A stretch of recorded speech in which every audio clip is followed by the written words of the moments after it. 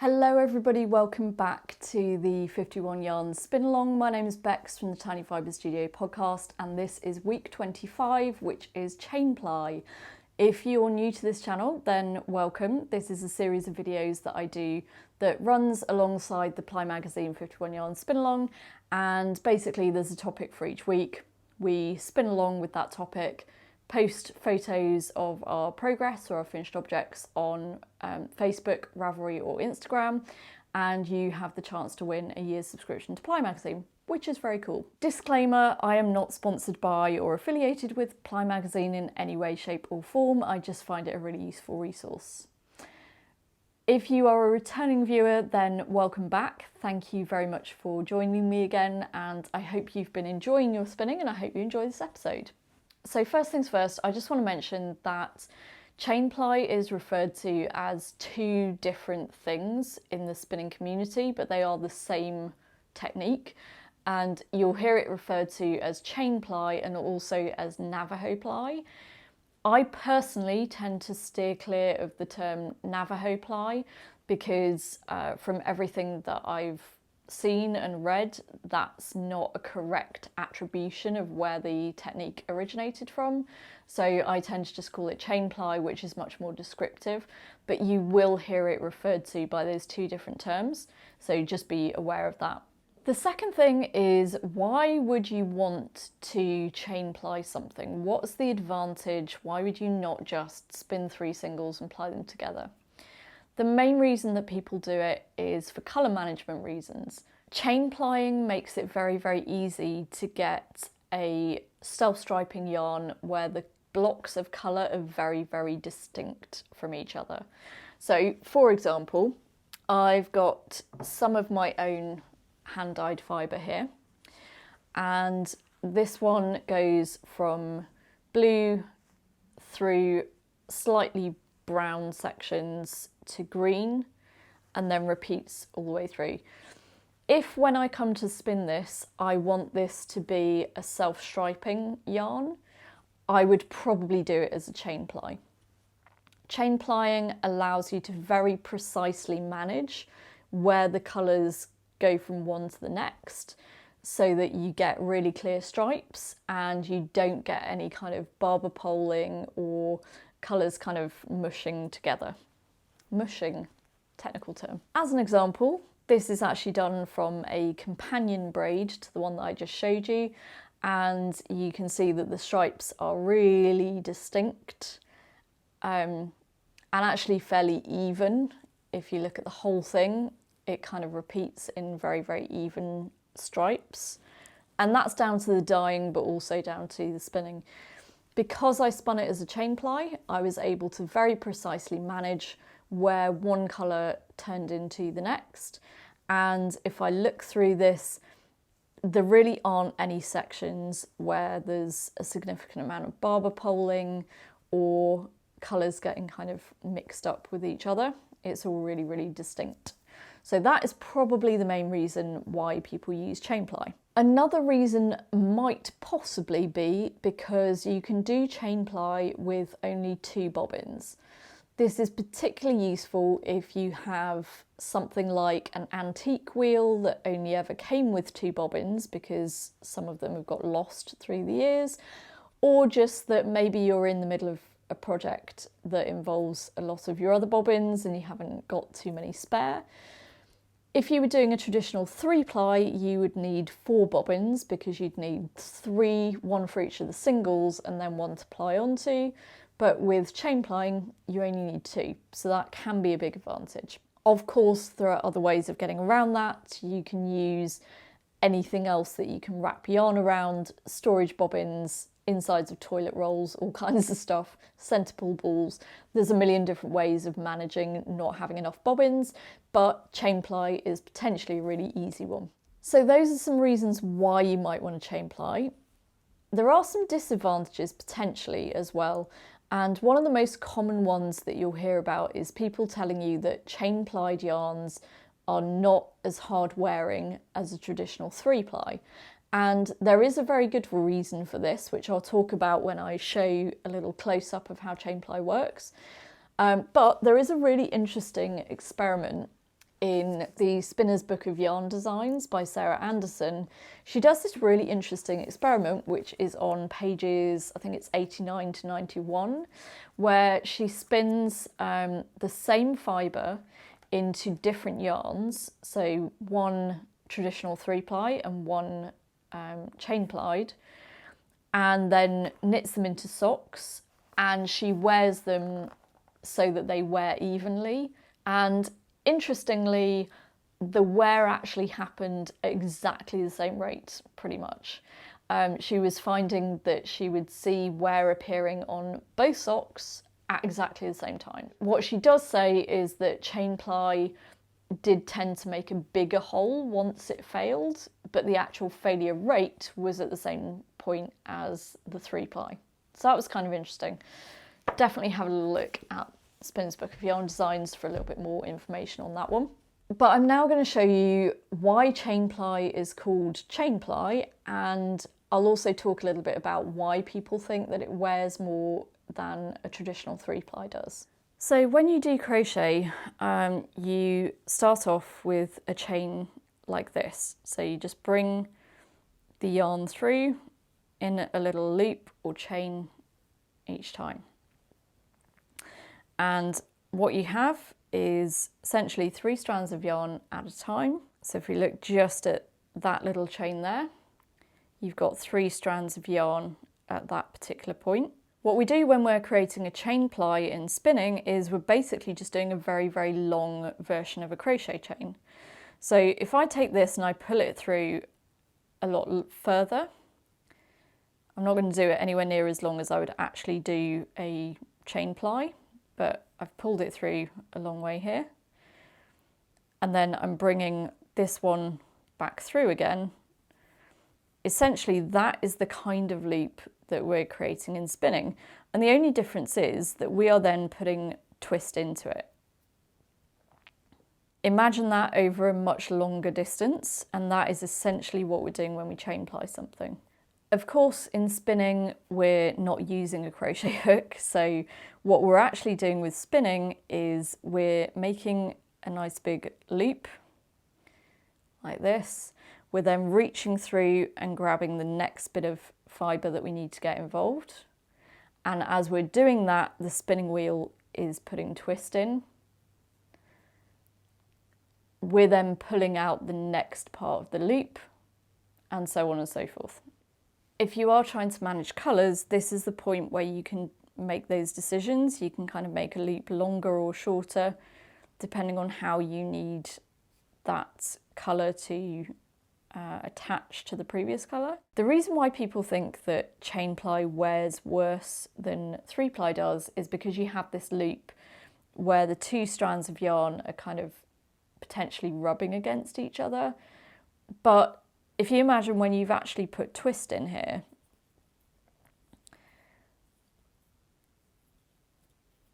apart from just the tension, they're not actually rubbing against each other really. And I think that's why in Sarah Anderson's experiment she didn't really see any difference in terms of the wear time on one yarn versus the other. There is one other disadvantage of doing a chain ply, and that is that if you have thick and thin spots throughout your yarn, so let's say you get carried away and you're drafting really, really fine for 3 minutes of your spinning, you're going to get a thin section, one whole thin section within your chain ply. Whereas if you were doing that in a traditional 3-ply, it would probably be balanced out by the thicker or thinner sections of the other plies. So that's something to consider as well. For this week's demonstration, I was just going to do a chain ply on a wheel, but then I remembered that you've already seen me do that in the self-striping week when I was spinning this yarn. So you've already seen that. So what I thought I might do that might be kind of interesting is to use a drop spindle and to do something called ply on the fly. Thanks for the inspiration this week goes to Grace from Babbles Travelling Yarns. She was doing a little bit of ply on the fly this last week, and she talks about her process for it in her most recent podcast, which I will link in the description below. So if you want to see a different perspective on ply on the fly, head over there. I will just say that generally I'm not really a spindled spinner.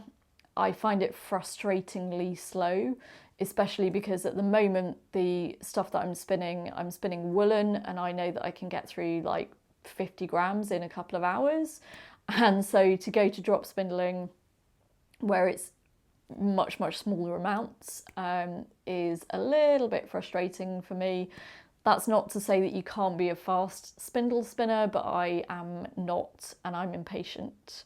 However, I do think that ply on the fly is quite an interesting technique, and it can just provide, I guess, mentally a little bit more motivation, because you feel like you're making more progress, and it kind of breaks the process up into chunks. So you spin a little bit and then you ply a little bit, spin a bit, ply a bit, and so on. And I personally find that that kind of works better from a motivation point of view. I'm using an Acreworks drop spindle for this for a couple of reasons. One, because this was the only one that didn't have something else on it already, but also because actually from a ply on the fly point of view, these are actually quite good. The arms on them make it very easy to park the loop that you're going to be left with. So I find that really useful. So I'm just going to spin a little bit of normal singles before I get on to actually doing the plying. Okay, so I've got my spun singles and it's attached to my leader. I'm just going to make a little loop here with my fingers. So I've got my single just looped around there and it's twisted at the bottom. And then I'm going to use that to create my first actual loop of the chain ply. So just by pulling a strand through it. At this point, it's likely to want to naturally twist into itself, but I'm going to add some twist as well by putting it back around the hook and doing this time an anti-clockwise spin. So I spun my singles clockwise, I'm putting the ply twist in anti-clockwise. Now that I've spun my first bit of the actual chain ply, I can put that onto the main bit of the spindle.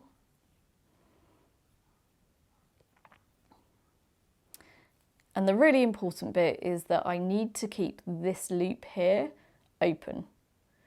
So what I'm going to do is to use the design of my drop spindle and basically hook that open loop around one or more spokes of the spindle. You can also do that technique with a Turkish spindle as well. And then I'm ready to spin my next lot of singles. And what you can do is the bit that you haven't yet plied, you can wind above the whirl of the spindle, leaving the bit underneath for the section that you have plied.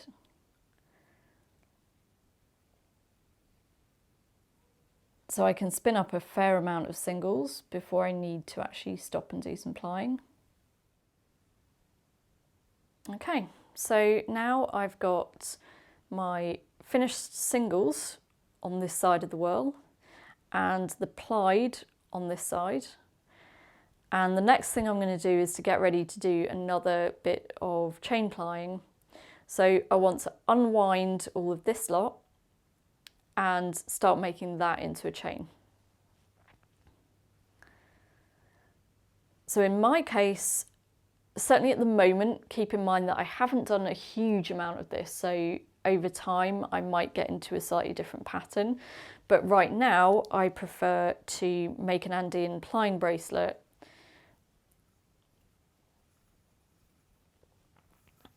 around my fingers, because that way I think the rest of my hand is free to be able to manipulate the yarn in whatever way I need. And as I mentioned, some people will do much shorter sections before they stop and actually do the plying.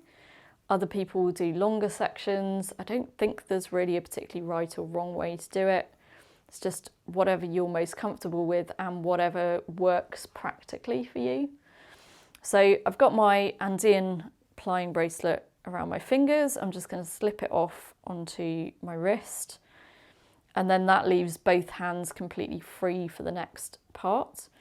So the next thing is that I need to make sure that I get hold of that loop that I created earlier. So this is the last loop from my first section of chain ply. So I've got my loop there. I'm then just going to unwind this a little bit and put it back around the hook at the top of the spindle. And I'm actually going to just put a little bit of anti-clockwise twist in there. And then I'm going to pop it between my legs and just start doing the chain. So I'm going to make a little chain. So pull one section of yarn out, let the twist travel up into there, do the next little section, let the twist travel up, and so on. But every so often you can then stop and just put a little bit of anti-clockwise twist in until you're happy with your yarn. And then I'm just winding that back on to the bottom underneath the whirl. And I can stop and do another little section. So a little bit of anti-clockwise twist, pop it between my knees, and then create my next chain.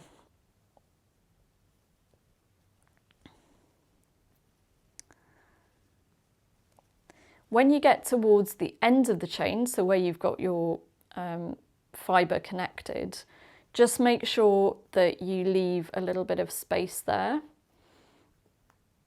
because you're going to need to reattach this to the top of the spindle. So just leave yourself a little bit of space.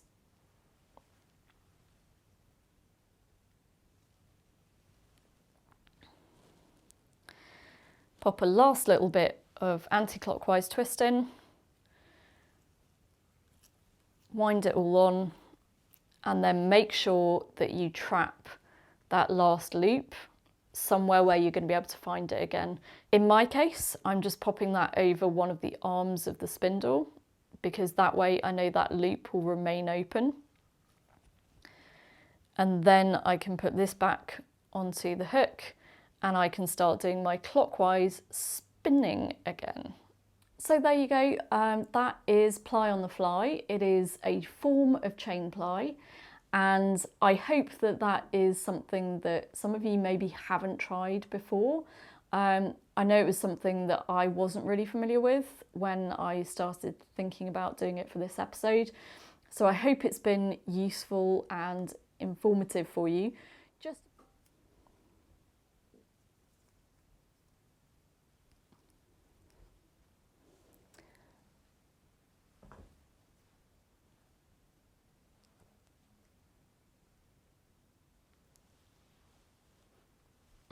Hello, you.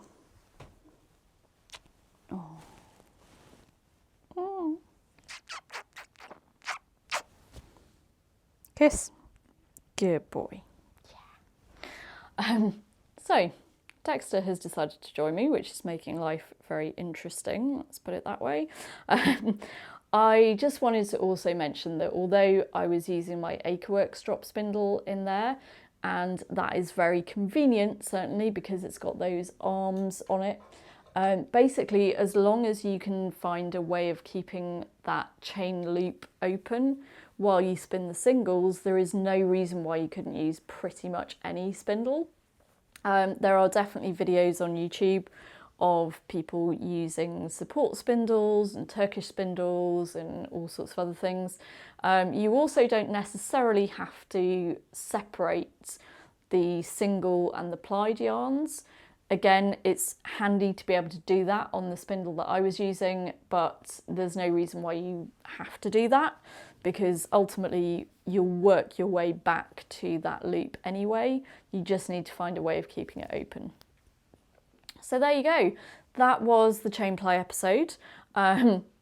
Just as a little bit of behind the scenes information, I actually recorded that about 3 times because I had issues with the battery in my audio recorder just deciding to die, and so I'd record like 20 minutes of video and it would only record 2 minutes of sound.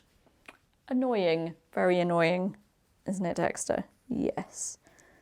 Yes, very annoying. So that is the end of the Chain Ply week. Next week is medium wool, so I need to figure out what I'm going to spin for that. I have missed an episode incidentally, so I will be going back and doing spinning in the grease. I need to try and find a suitable fleece to be able to do that with, or at least see how successful I can be with some of the fleece that I already have. As a little aside, for anybody who is entering the Ply Magazine giveaway on Instagram, Facebook or Ravelry, again, just a little reminder that JC is dealing with a personal tragedy at the moment. I did notice that Terry Spins on Instagram is taking over the role of posting the topic for each week of the spin along, and she's also just mentioned that JC does want to be the one to choose the winners from each week, but obviously she needs a little bit of time at the moment to spend with her family and to come to terms with everything that's happened recently. But that brings me to the end of this episode. Next week is medium wool, so I need to have a little look through my fibre stash and see what I've got for that. But in the meantime, you can find me on Instagram as Tiny Fibre Studio, and on Ravelry I'm Ibex. I hope this episode was useful, and I will see you again soon.